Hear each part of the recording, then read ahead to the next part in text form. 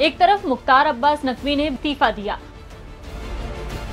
दूसरी तरफ इतिहास में पहली बार संसद में बीजेपी का एक भी मुस्लिम सदस्य नहीं बचा। मंडे मेगा स्टोरी में बात भारत की राजनीति में सिमटते मुसलमानों की। भारतीय संसद में मुस्लिमों के रिप्रेजेंटेशन का ये सबसे बुरा दौर है। 1952 में देश में मुस्लिमों की जनसंख्या 10% थी, जबकि लोकसभा में रिप्रेजेंटेशन 4% था। वहीं 2019 में मुस्लिमों की जनसंख्या बढ़कर 15% हुई, जबकि लोकसभा में रिप्रेजेंटेशन 4.9% ही है। लोकसभा में मुस्लिम जनसंख्या के रिप्रेजेंटेशन की बात हमने कर ली। अब आते हैं विधानसभा में मुस्लिम जनसंख्या की रिप्रेजेंटेशन वाले टॉप 9 राज्यों पर। 1961 से 2019 तक सबसे ज्यादा 28% औसत मुस्लिम आबादी वाले असम में कुल चुने हुए मुस्लिम विधायकों की संख्या औसत 19% है। केरल में मुस्लिम आबादी 22% है, वहीं विधानसभा में मुस्लिम विधायकों की संख्या 17%। बंगाल में मुस्लिम आबादी 23% है, विधानसभा में मुस्लिम विधायकों की संख्या 14%। उत्तर प्रदेश में मुस्लिम आबादी 17% है और विधानसभा में औसत मुस्लिम विधायक 9%। बिहार में मुस्लिम आबादी 14% है और विधानसभा में मुस्लिम विधायक औसत 7%। कर्नाटक, आंध्र प्रदेश और राजस्थान विधानसभा में औसत 3% मुस्लिम विधायक हैं। वहीं इन राज्यों की क्रमशः आबादी 11%, 9% और 8% है। वहीं गुजरात विधानसभा में औसत 2% मुस्लिम विधायक हैं और मुस्लिम आबादी 9% है। देश में दूसरी सबसे बड़ी आबादी मुस्लिमों की है, लेकिन इस वक्त केंद्र सरकार में एक भी मुस्लिम मंत्री नहीं है। केंद्र सरकार के नेशनल कमीशन फॉर माइनॉरिटी में सबसे बड़े अल्पसंख्यक समुदाय में सिर्फ एक सदस्य सैयद शहजादी को मेंबर बनाया गया है। सबसे ज्यादा मंत्रियों की संख्या वाले 5 राज्यों में मुस्लिम मंत्रियों की हिस्सेदारी की बात करें तो यूपी में कुल मंत्रियों की संख्या 53 है, वहीं मुस्लिम मंत्री सिर्फ 1.8%। बंगाल में कुल 48 मंत्री हैं, जिनमें मुस्लिम मंत्री 17% हैं। बिहार में कुल 31 मंत्री हैं, जिनमें 6.45% मुस्लिम हैं। राजस्थान में कुल 30 मंत्रियों में 7% मुस्लिम हैं और कर्नाटक में कुल 29 मंत्रियों में एक भी मुस्लिम मंत्री नहीं है। यानी भारत के 9 सबसे ज्यादा मुस्लिम आबादी वाले राज्यों में टोटल मंत्रियों में से मुस्लिम मंत्री 6% ही हैं। ऐसे में संविधान के प्रियम्बल का एक वाक्य याद आता है, सामाजिक, आर्थिक और राजनीतिक न्याय। यहाँ राजनीतिक न्याय का मतलब ही समाज के सभी वर्गों को संसद और विधानसभाओं में उचित रिप्रेजेंटेशन देना है। संविधान में राज्य के नीति निर्देशक सिद्धांत के अनुच्छेद 38 में हर वर्ग को राजनीतिक न्याय यानी बराबर अवसर देने की बात कही गई है।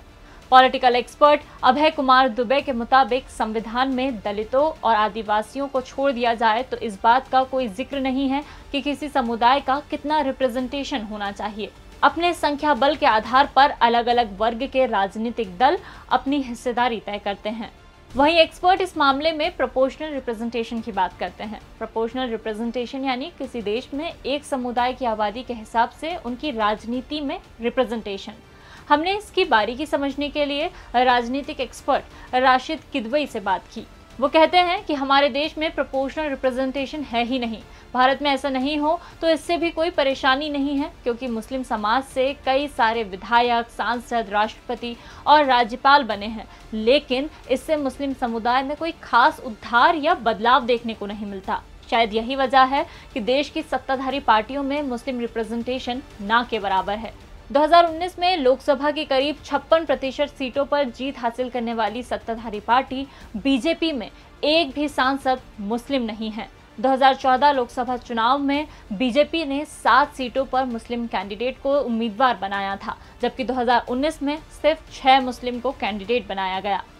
राज्यसभा के टोटल 245 सदस्यों में से वर्तमान में 91 सदस्य बीजेपी में हैं, लेकिन इनमें से एक भी मुस्लिम सदस्य नहीं है। दुनिया की सबसे बड़ी राजनीतिक पार्टी होने का दावा करने वाली बीजेपी का देश के 31 राज्य और केंद्र शासित प्रदेश में एक भी मुस्लिम एमएलए नहीं है। अब सवाल यह है कि मुस्लिमों के घटते रिप्रेजेंटेशन की वजह क्या है।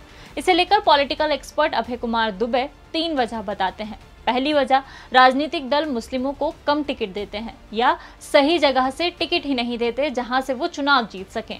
दूसरी वजह, मुस्लिम राजनीति में उच्च वर्ग यानी अशराफ हावी हैं। जो अजलाफ, पसमानदा, अर्जाल हैं या पिछड़े वर्ग के हैं, उनके हाथ में राजनीति है ही नहीं। तीसरी और एक बड़ी वजह है देश की राजनीति में हिंदुत्ववादी राजनीति का उभार। सबको लगने लगा है कि मुसलमानों की चर्चा करेंगे तो हिंदू नाराज हो जाएंगे, इसलिए वो वोट तो लेना चाहते हैं लेकिन स्वर नहीं देना चाहते। वहीं पॉलिटिकल एक्सपर्ट राशिद किदवई वोटों के पोलराइजेशन को भी मुस्लिमों के घटते रिप्रेजेंटेशन की बड़ी वजह बताते हैं। लेकिन क्या राजनीति में मुसलमानों की प्रेजेंटेशन खत्म होने से कोई नुकसान नहीं होगा? बिल्कुल होगा। इस बारे में अभय दुबे कहते हैं कि भारतीय राजनीति में मुसलमानों के हाशिए पर जाने से सबसे बड़ा नुकसान ये होगा कि लोकतंत्र के 20 करोड़ लोगों में निराशा होगी। इससे मुस्लिम युवा अलोकतांत्रिक गतिविधियों में लगेंगे। इससे भारत के सॉवरेन रेटिंग भी घटेगी। फिर कोई देश भारत को कर्ज देना बंद करेगा, जिसका ट्रेड पर भी असर पड़ेगा।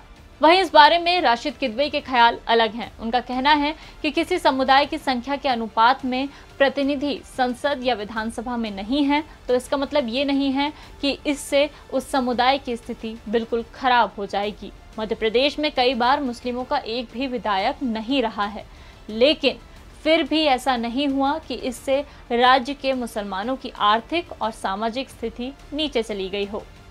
तो ये थी भारत की राजनीति में मुसलमानों की सिक्योरिटी हिस्सेदारी पर हमारी मंडे मेगा स्टोरी। और भी ऐसे ही वीडियोस के लिए जुड़े रहिए दैनिक भास्कर ऐप पर, क्योंकि सच करीब से दिखता है।